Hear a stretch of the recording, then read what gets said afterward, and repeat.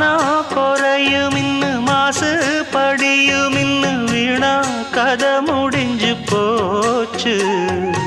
ஈசான மூலையில லேசான பள்ளி சத்தம் மாமன் பேர சொல்லி பேசுது.